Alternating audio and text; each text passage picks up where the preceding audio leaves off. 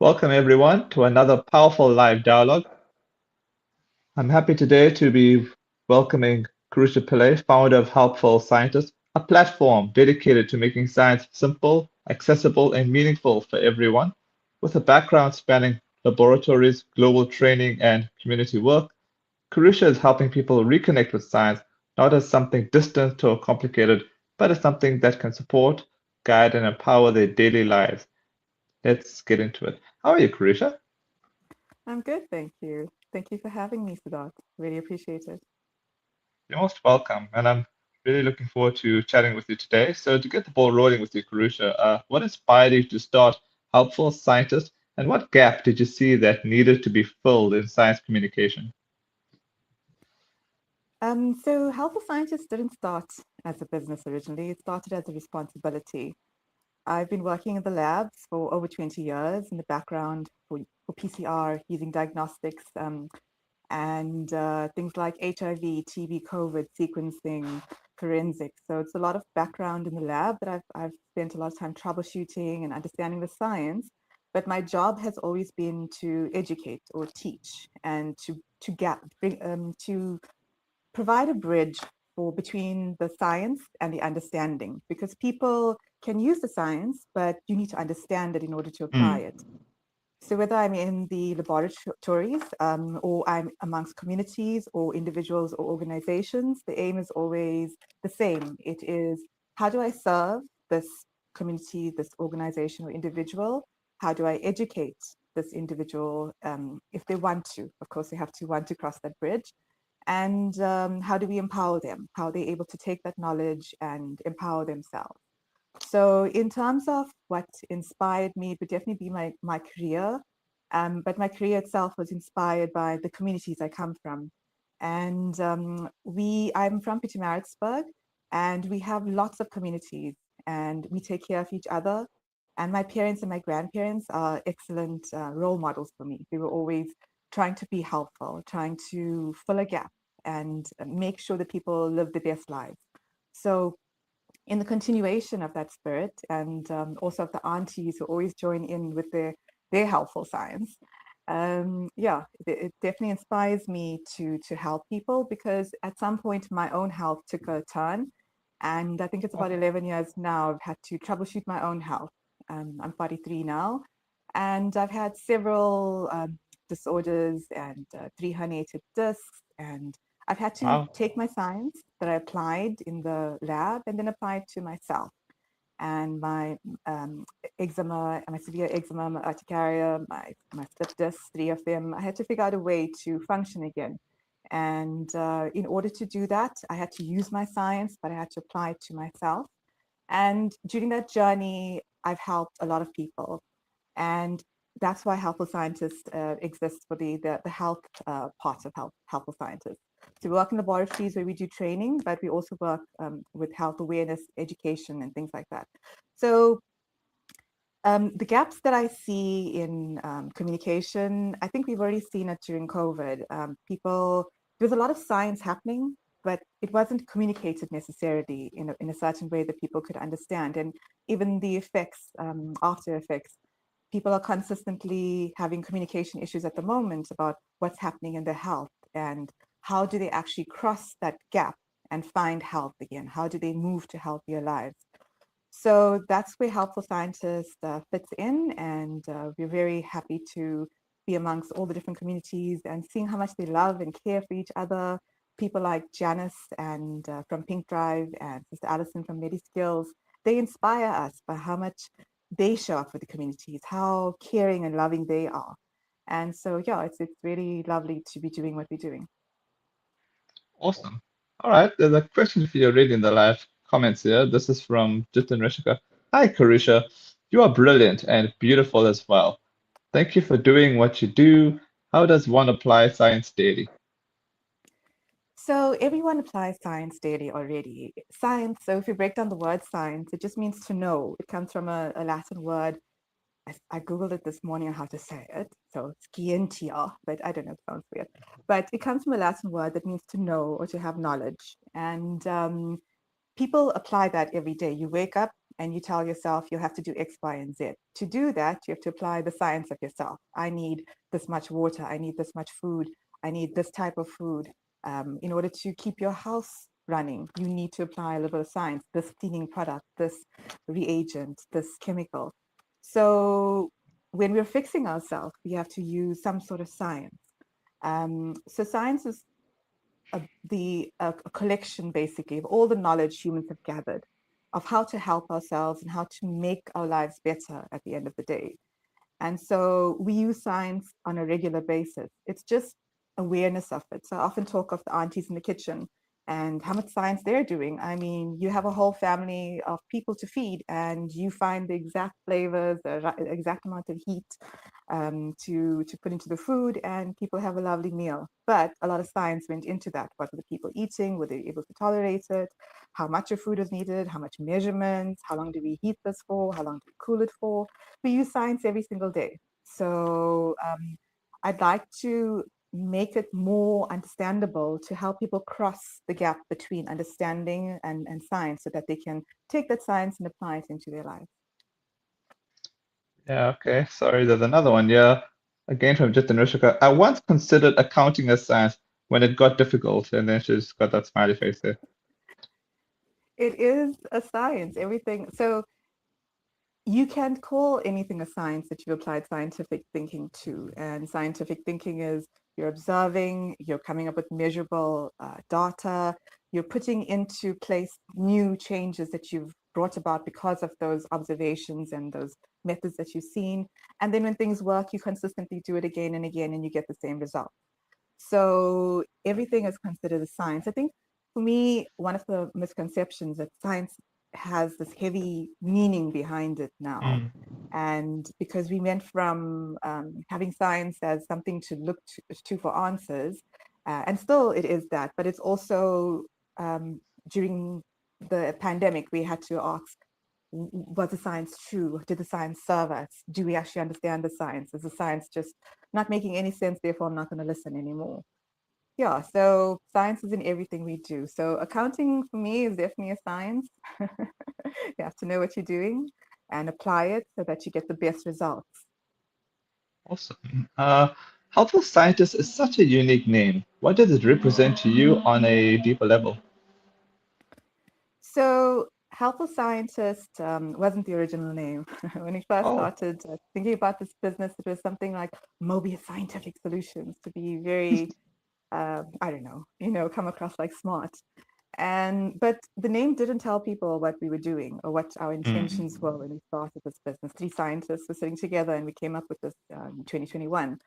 And but the longer I sat with the business and trying to grow it as a startup, it became obvious what we were doing. We were being helpful, but we were using science to do it. And since we are scientists, it made sense. And we want to make science friendly again. Awesome. How do you balance making science accessible while still keeping it accurate and credible? So science has to be accurate. It has to be credible. Otherwise, it's what's the point, right? But in terms of accessibility, that's different. So that comes down to who am I speaking to and what am I trying to explain and how do I actually build that bridge between understanding and science. So yeah, I was just In going to your, say that it's uh-huh. important that when we think of science, we think of it like a map. So we don't know all the answers. So when we were exploring places, we didn't know every single place that they existed. But the more we explored, the more we understood where the roads were, where the towns were. And now if we want to go from point A to point B, we have roadmaps to get there. And so people need to be led on these journeys sometimes. Lots of people know what they're doing. They've got the ability, the time, the money, whatever it is. And they're able to find solutions for themselves. But sometimes people need help on this road, on this journey. And so we need to meet people on the road and help them drive their vehicle, meaning themselves and their bodies, in a way that helps them to live better and healthier lives. So to make it accessible, we need to meet you on the road and we need to, I don't know, check your oil or fill up the pressure or see what actually is needed and not just shout at you in the road and go, hey, did you know you should do this? And did you know you should do that? And why are you not doing that? That's not the point of it. It's just we all on this road, and we'd like to help people have access to the knowledge in ways that make sense to them so that they can use that understanding to better their lives in whatever way they need to. Cool. In your journey so far, what has been the most rewarding moment where you realized your platform is truly making an impact? For me, the rewards are continuous. Whenever you decide to serve or help, it's every little bit of information that somebody didn't understand before. You can see the moment in their eyes where the tension lifts a bit and the stress lifts a bit, and they go, I have a solution. And Mm. that's what we try to do. So our slogan is actually hope and solution. So we're trying to provide the solutions for people, but while we're heading towards a solution, we can also have hope. And the hope we can have is in this consistency of the science. Yeah. What are some common misconceptions about science that you aim to challenge through your work? So we'd like to make people more comfortable with their own vehicle.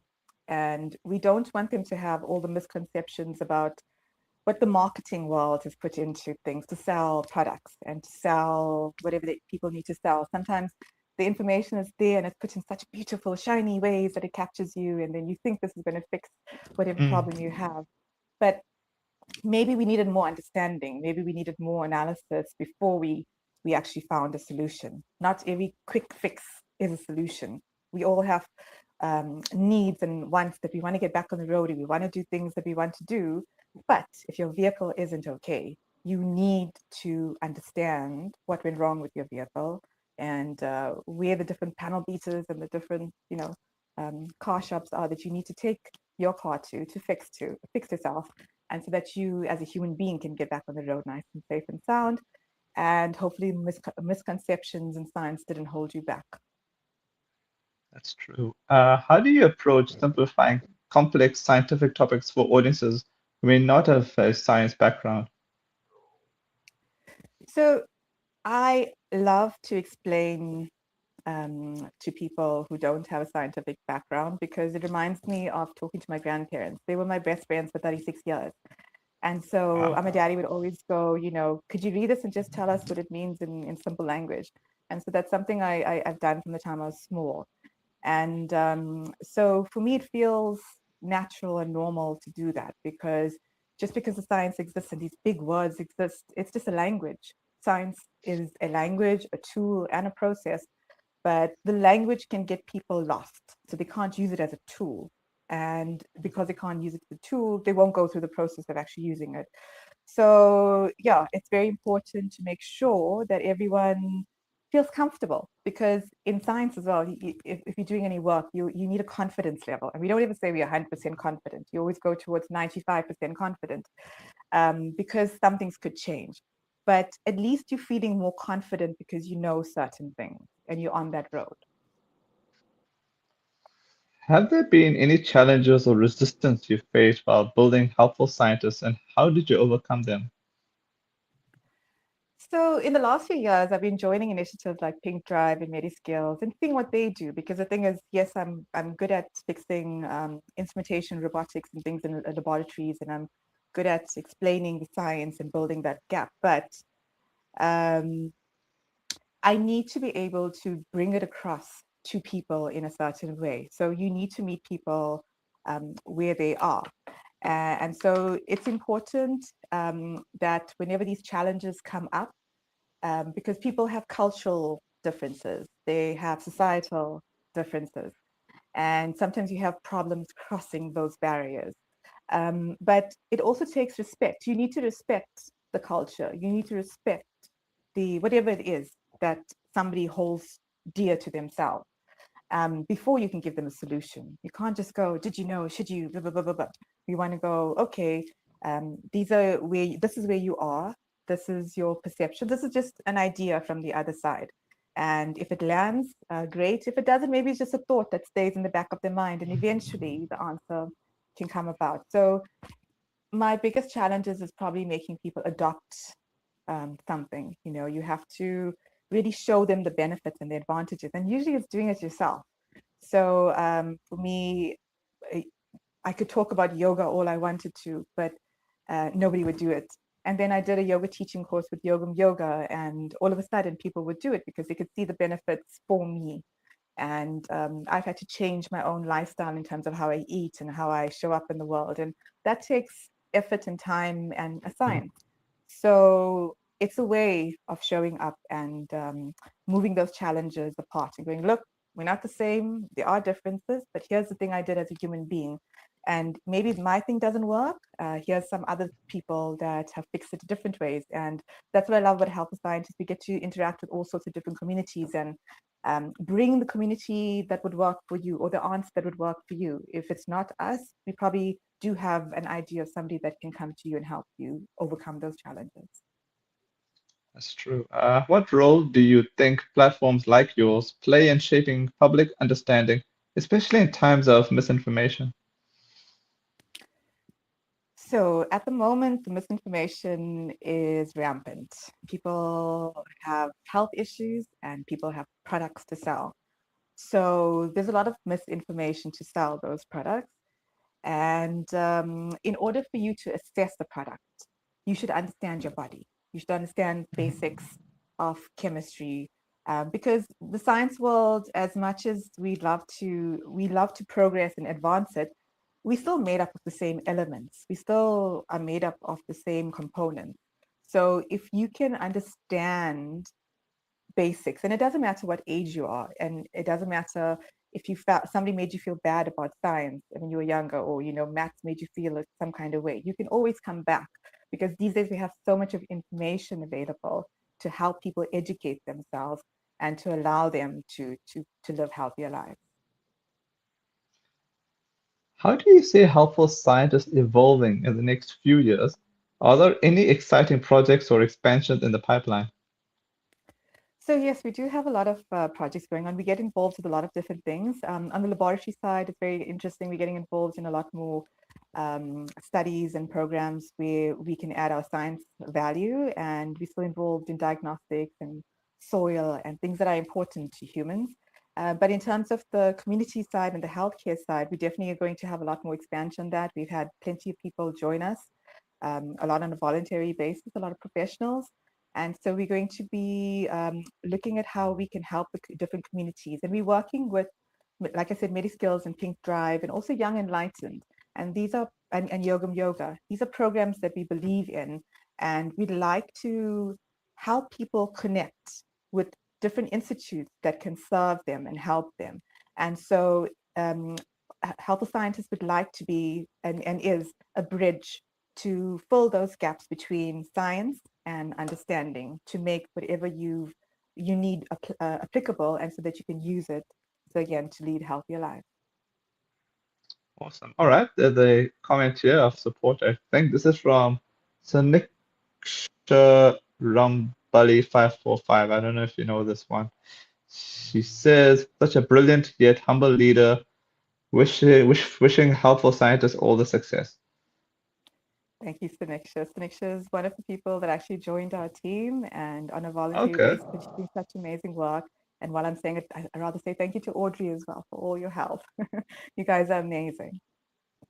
Awesome. All right. Finally, for young people in South Africa who are passionate about science but feel intimidated, what advice would you give them? Please try.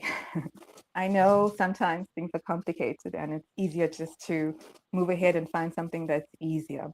But science is a collection of knowledge. And even if you didn't get it today or tomorrow, you can always come back and find a video or some way that you can help motivate yourself. And if anybody ever made you feel bad about science or math, I'm very sorry for that. And I hope that you can move on from that and that you can keep trying. And for those of you who love science and want to be and continue to be motivated by it, that's great. And the one thing that we all share would be curiosity, staying curious about the world. Will make sure that you always try to find answers and you try to learn the world in better ways. I mean, even if it comes down to makeup, makeup is its own science, right? I'm not very good at it, but my friend Ronelle helps me out. But it's a science. You need to put in the time and the effort to study the science. So if you study the science and it becomes a part of you, you become more confident in it. And the next time you need to study something else, you'll be like, oh, what is the science of, I don't know, hydrology or some agricultural thing? You know, you can apply yourself in different ways. Just start somewhere and keep trying. Don't fall off just because things are difficult. Stay the path, and eventually life becomes much less complicated because you understand things. And when problems happen, you have a tool. Science is a tool that you can use, just like your cultural tools, just like your societal tools that you have, that you can better your life and as well as those around you. Mhm. All I gotta say that thanks so much for your time, Karusha, and I hope to catch up with you once again in the future. Great. Thank you so much, Siddharth, for the opportunity. Really appreciate it. You're most welcome.